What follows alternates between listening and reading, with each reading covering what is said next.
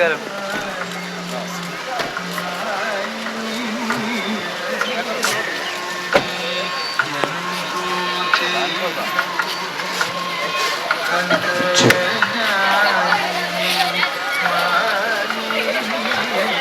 ഇവിടം വരെയാണ് ചെരുപ്പ്.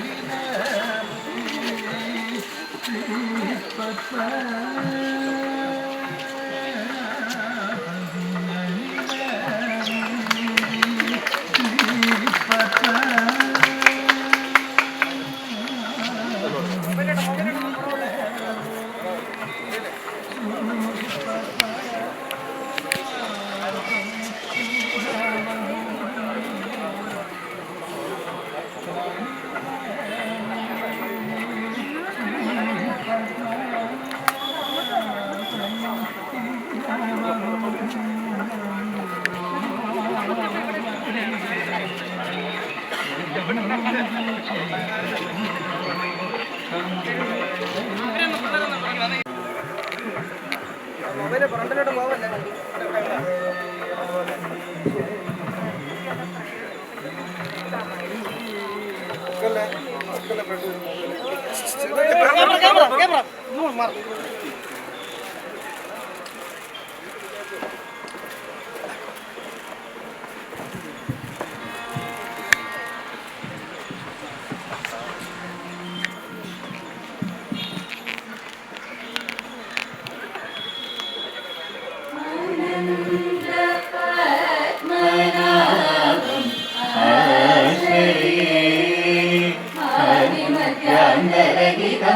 അഖില ബലദായകം ശ്രീനായകം അനന്ത പത്മനാഭം ആശ്രയേ അനനയ ദേശിക നവരസ പൂരിത ഗാന കലാമൃത ദായകം സദതം അനന്ത പത്മനാഭം ആശ്രയേ പരിമളമൃഗമത തിലകം ഭാസുരം ഹരികേശവിഹിതം ആനന്ദരൂപം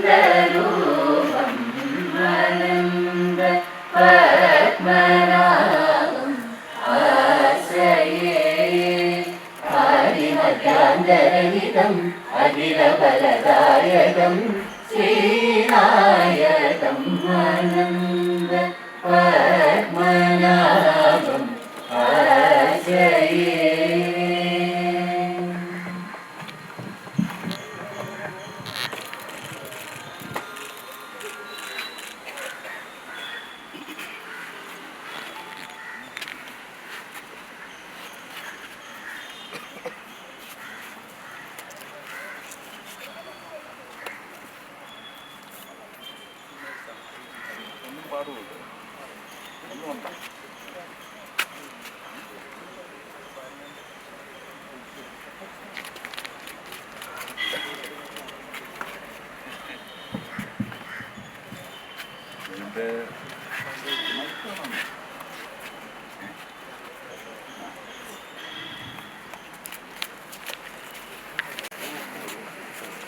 സ്വാതി തിരുനാൾ മഹാരാജാവിൻ്റെ പ്രതിമ എത്രയും വലിയ ചിഹ്നങ്ങളൊക്കെ സ്ഥാപിക്കപ്പെട്ടിട്ട് സാമൂഹിക നന്മയ്ക്ക് വേണ്ടിയുള്ള ചിഹ്നങ്ങൾ സ്ഥാപിച്ച് ഒരു സമൂഹ സേവകൻ എന്ന് പറയുന്ന മുദ്ര കൂടി ആ മഹാരാജാവിന് ഉണ്ടായിരുന്നു. അതെന്നും ആ ശൃംഖലയൊക്കെ ശക്തമായി നിലനിൽക്കുന്നു. ഞാൻ മനസ്സിലാക്കുന്നത് ഇന്ത്യയിലെ തന്നെ ആദ്യത്തെ ലൈബ്രറി, പുസ്തക അല്ലെങ്കിൽ അക്ഷര വായനശാല എന്ന് പറയുന്നത് 1829 സ്ഥാപിതമാവുകയും അതിനുശേഷം 34 അതിൽ പെരുമാറ്റത്തിൽ ഗണ്യമായ മാറ്റം വരുത്തുകയും ഏതാണ്ട് 1889 അത് പൊതുജന വായനാ സൗഖ്യത്തിലേക്ക് എത്തിക്കുന്നതുമായ പ്രവർത്തനങ്ങളുടെ ഒരു വലിയ പരമ്പരയാണ്. അത് സാമൂഹികമായ ജീവിത അന്തരീക്ഷം അതിൻ്റെ അംഗീകാരം കൂടി തുടക്കം കുറിക്കുന്ന എപ്പിസോഡുകളാണ് ഈ ഒരു സ്ഥാപനത്തിലൂടെ, ലൈബ്രറി പ്രസ്ഥാനത്തിലൂടെ അദ്ദേഹത്തിന് ഒരു വലിയ കാഴ്ചപ്പാടോടെ തുടങ്ങി വയ്ക്കുവാൻ സാധിച്ചതെങ്കിൽ PN പണിക്കർ എന്ന് പറയുന്ന നമ്മുടെ നടപ്പ് തലമുറയിലെയും ഇനി അങ്ങോട്ടുള്ള തലമുറകൾക്കുമെല്ലാം വായനയെന്ന് പറയുന്നത് ഒരു വലിയ ശൃംഖലയാക്കി വളർത്തിയെടുത്തതിനകത്ത് ഒരുപക്ഷെ ലൈബ്രറി പ്രസ്ഥാനത്തിൻ്റെ തന്നെ പിതാവെന്ന് അലങ്കരിക്കപ്പെടുന്നു സ്വർഗീയനായ PN പണിക്കരെയും ഞാൻ ഈ തരുണത്തിൽ ഇന്നലെയും ഓർത്തു. ഇന്നലെ വായനാ ദിനമായിരുന്നു. ഇന്ന് ഞാൻ വീണ്ടും ഒന്നുകൂടി നിങ്ങളുടെ അറിവിലേക്ക് ഇനി ഓർക്കാനായി ഒന്നുകൂടി ഓർമ്മ പുതുക്കുന്നു. ഈ പ്രതിമയെ സംബന്ധിച്ച് ഞാൻ പറഞ്ഞത് ഇതുപോലെയുള്ള ഒരുപാട് നന്മ ആർന്ന ഒരുപാട് പ്രവർത്തനങ്ങൾ സ്വാതി തിരുനാൾ മഹാരാജാവിൽ നിന്നുണ്ടായ ഒരു കാലഘട്ടം നമുക്ക് ചരിത്ര അറിവ് മാത്രമായി ഒതുങ്ങിയിരിക്കുക. അനുഭവത്തിലേക്ക് ഒരുപക്ഷെ ഇവിടെ ഇപ്പോൾ ഇന്ന് പഠിച്ചുകൊണ്ടിരിക്കുന്ന, നിങ്ങൾ പഠിപ്പിച്ചുകൊണ്ടിരിക്കുന്ന, ഇവിടെ പഠിപ്പിച്ച് റിട്ടയർ ചെയ്തു പോയ ഒരു വലിയ അധ്യാപക വൃന്ദം ഇവർക്കെല്ലാം ആ നന്മ തൊട്ടറിയാനും ഉപജീവനത്തിന് വേണ്ടി പോലും ഉപകരിക്കപ്പെടുന്നു എന്ന് പറയുന്നത് വലിയ കാര്യമാണ്. പക്ഷേ ആ മഹാനുഭാവൻ്റെ ഒരു പ്രതിമ പോലും കേരളത്തിൽ എവിടെയുമില്ല എന്ന പശ്ചാത്തലത്തിലാണ് ഇങ്ങനെ ഒരു പ്രതിമ ഉണ്ടാവണമെന്ന് മനസ്സിൽ വിചാരിക്കുകയും അതിന് ഉള്ള നീക്കങ്ങൾ തുടങ്ങിയതിൻ്റെ പശ്ചാത്തലത്തിൽ ഇത് അത്ര വലിയ കാശൊന്നുമല്ല എങ്കിലും ഇവിടുത്തെ അധ്യാപകരുടെയൊക്കെ ശമ്പളത്തിൽ നിന്ന് കൂടി 10,000 രൂപ വെച്ച് 30 പേർ ഇല്ല അവരുടെ പണം കൂടി ചേർത്താണ് ഈ പ്രതിമ ഇവിടെ സ്ഥാപിതമായിട്ടുള്ളത്. പക്ഷേ രാഷ്ട്രീയത്തിൻ്റെ ഒക്കെ ഒരു നമ്മുടെ ഭരണഘടന അനുശാസിക്കുന്ന രീതിക്കപ്പുറം നമുക്ക് അതിനകത്തൊരു സാന്നിധ്യം അറിയിക്കുന്ന തരത്തിൽ പോലും ഒരുപക്ഷെ ചില വിഷമതകളൊക്കെ ഉണ്ട്. അതൊക്കെ സ്വാർത്ഥമായ വിഷമതകൾ മാത്രമാണെന്ന് ഞാൻ ഇപ്പോഴും ഉറപ്പിച്ച് വിശ്വസിക്കുന്നു. ഇന്ന് ഇവിടെ വന്ന്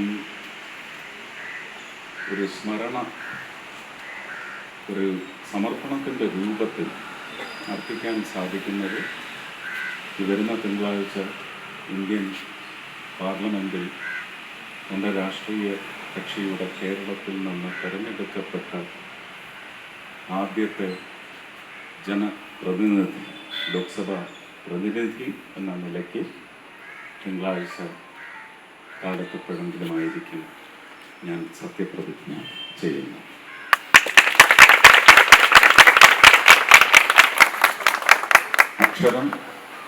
അക്ഷരം സൗകര്യപ്പെടുത്തി തരുന്ന ശബ്ദം, ഇത് രണ്ടും സമൂഹത്തിന് വേണ്ടിയാണെങ്കിൽ എനിക്ക് തോന്നി ഇന്നിവിടെ വന്ന് ഈ സമർപ്പണം നടത്തിയിട്ട് മാത്രമായിരിക്കണം സത്യപ്രതിജ്ഞയ്ക്ക് ഡൽഹിക്ക് പോകുന്നത്. അത് എനിക്ക് സാധ്യമായി കിട്ടിയിരിക്കുന്നു.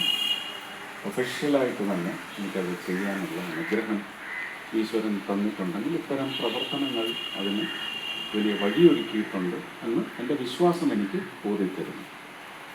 ഗുരുത്വം ഒരിക്കലും എന്ത് കൈമോശം വന്നാലും ഗുരുത്വം ആർക്കും കൈമോശം വരില്ല.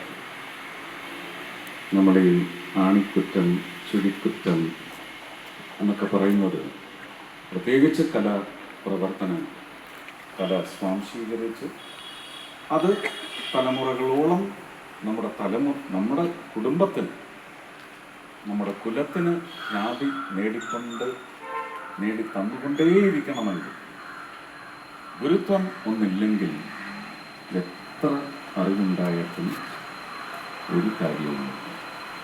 അത് കാത്തു സൂക്ഷിക്കുന്നതിന് മാത്രമാണ് എനിക്ക് കുഞ്ഞുങ്ങളോട് പറയാനുള്ളത്. ഇവിടെ കൂടിയിരിക്കുന്ന അധ്യാപകർക്കും അനധ്യാപകർക്കും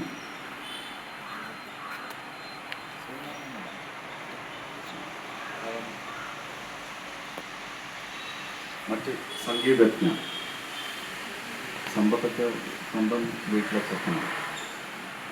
അങ്ങനെ ഒരുപാട് പേരുണ്ട്. എൻ്റെ മക്കളെ സംഗീതം പഠിപ്പിച്ച അധ്യാപകനുകളുടെയുണ്ട്. എല്ലാവരെയും ഞാൻ സ്നേഹത്തോടെ ഓർക്കുന്നു. ഈ ഒരു മുഹൂർത്തത്തിൽ സാന്നിധ്യം നിങ്ങളുടെ മുന്നിലാക്കാൻ സാധിച്ചതും ഭാഗ്യം. എല്ലാവർക്കും സ്നേഹം, നന്ദി, നമസ്കാരം.